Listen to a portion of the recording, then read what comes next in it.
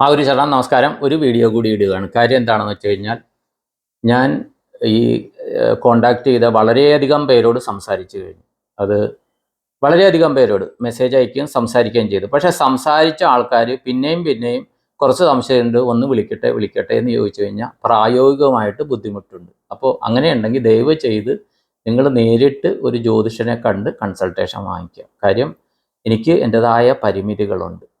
എനിക്ക് കാര്യം ഞാനൊരു പ്രൊഫഷണൽ അല്ല. എന്നിട്ടും ഒരു ദിവസം വളരെയധികം പേർക്ക് ഞാൻ മറുപടി പറയുകയും ചിലരെ വിളിക്കുകയും ചെയ്യുന്നു.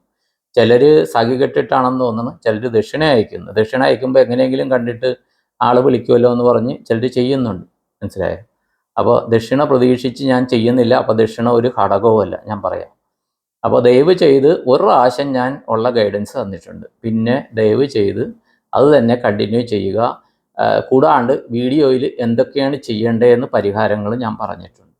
അത് കണ്ടിന്യൂ ചെയ്യുക. ഇത് ലളിതമായിട്ട് നിങ്ങൾക്ക് ചെയ്യാവുന്ന കാര്യങ്ങളാണ്. അതിൻ്റേതായ മാറ്റങ്ങൾ 101% ഉറപ്പ്.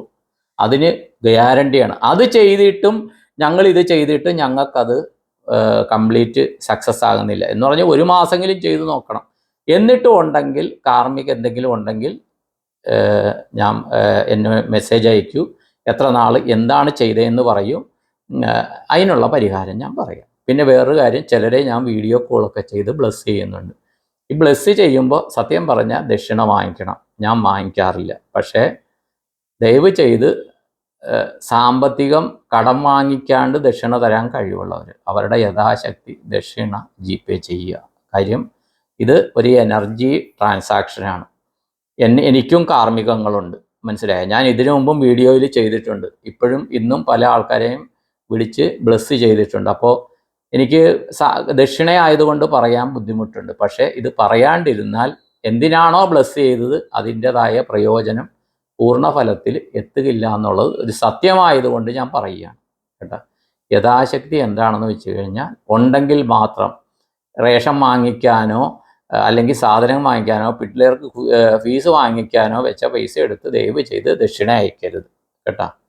അല്ലാണ്ട് നിങ്ങളുടെ കയ്യിലുള്ള യഥാശക്തി അയക്കുക, എങ്കിലേ അത് പൂർണ്ണമാകുന്നുള്ളൂ. അതുകൂടി ഞാൻ അറിയിക്കുകയാണ്.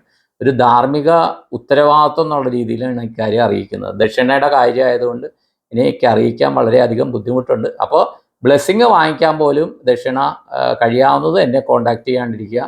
നിങ്ങളുടേതായിട്ടുള്ള അവിടുത്തെ പുരോഹിതന്മാരോ ക്ഷേത്രത്തിലെ പൂജാരി ഉണ്ടെങ്കിൽ അവരോട് പറയുക, ഞങ്ങളുടെ തലയിൽ കൈവച്ച് അനുഗ്രഹിക്കണം, ഞങ്ങൾക്ക് ഇന്ന കാര്യങ്ങൾ നടക്കണം.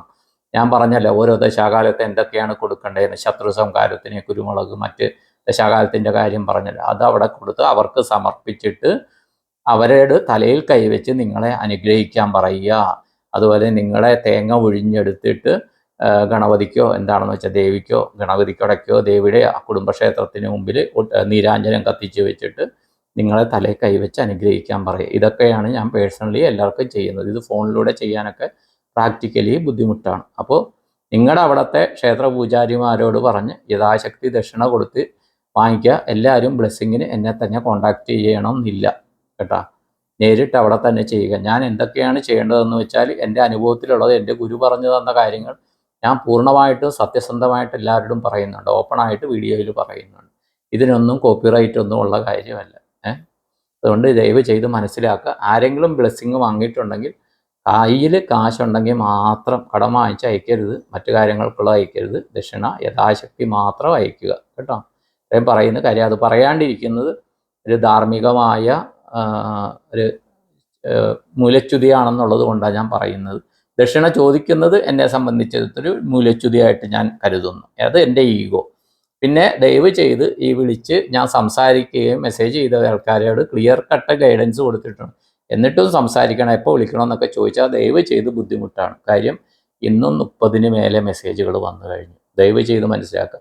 പലർക്കും ഞാൻ ആക്റ്റീവാണ് എന്നറിയാനാണ് പലർക്കും കൊടുക്കുന്ന മറുപടികൾ ആളുടെ പേര് പറയാണ്ട് ഞാൻ സ്റ്റാറ്റസിലിടുന്നത്. അത് ചിലർക്കുള്ള അവർക്കും കൂടി അത് പ്രയോജനമാകുന്നുണ്ട്. അപ്പോൾ ചിലർ ചോദിക്കുന്നുണ്ട്, എന്നോട് പറഞ്ഞു, അയ്യോ ആർക്കുള്ള മറുപടി സ്റ്റാറ്റസിൽ വന്നല്ലോ എന്ന് പറഞ്ഞു. ഞാൻ പറഞ്ഞു അതിൽ പേരൊന്നുമില്ല, ആ കൊടുത്ത മറുപടി ജനറലാണ്, അതുകൊണ്ടാണ് സ്റ്റാറ്റസിൽ. ബൈ മിസ്റ്റേക്ക് അല്ല, അറിഞ്ഞു തന്നെ ഇടുന്നതാണ്. അവർക്ക് ഇട്ടത് കോപ്പി ചെയ്യുന്നതാണ് അങ്ങോട്ട് കേട്ടോ. അത് ദയവ് ചെയ്ത് എല്ലാവരും മനസ്സിലാക്കുക.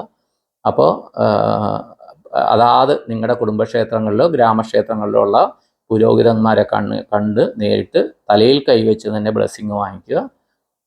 എന്നോട് എന്തെങ്കിലും കാരണവശാൽ വാങ്ങിക്കേണ്ടി വന്നു കഴിഞ്ഞാൽ ദയവ് ചെയ്ത് യഥാശക്തി ദക്ഷിണ അയക്കുക. ഇനി ഇതിനെക്കുറിച്ച് ഞാനൊരു വീഡിയോ ചെയ്യുന്നതല്ല. ഇത് ഇന്ന് തന്നെ ചെയ്യാനായിട്ട് എനിക്ക് മാനസിക ബുദ്ധിമുട്ടുണ്ട് ദക്ഷിണയുടെ കാര്യമായതുകൊണ്ട്. പക്ഷെ പറയാണ്ടിരിക്കുന്നത് ശരിയല്ലാത്തത് കൊണ്ട് പറയുകയാണ്. ഇത്രയും പറഞ്ഞുകൊണ്ട് നിർത്തുന്നു. എല്ലാവർക്കും നന്ദി, നമസ്കാരം. അപ്പോൾ ഇന്നത്തെ എൻ്റെ ഉപാസന മെഡിറ്റേഷൻ്റെ ഫലം എല്ലാവർക്കും, കുടുംബസമേതം എല്ലാവർക്കും എല്ലാ നന്മകളും വരാനായിട്ട് പങ്കുവെച്ച് നൽകിക്കൊണ്ട് എല്ലാവർക്കും നന്മകൾ വരട്ടെ. കുടുംബത്തിൽ എല്ലാ ഐശ്വര്യം, അഭിവൃദ്ധി, ശാന്തി, സമാധാനം എല്ലാം വരട്ടെ എന്ന് പ്രാർത്ഥിച്ച് സങ്കല്പം ചെയ്തുകൊണ്ട് നിർത്തുന്നു. നിങ്ങളുടെ സ്വന്തം Srinivasa pi. Thank you all the best.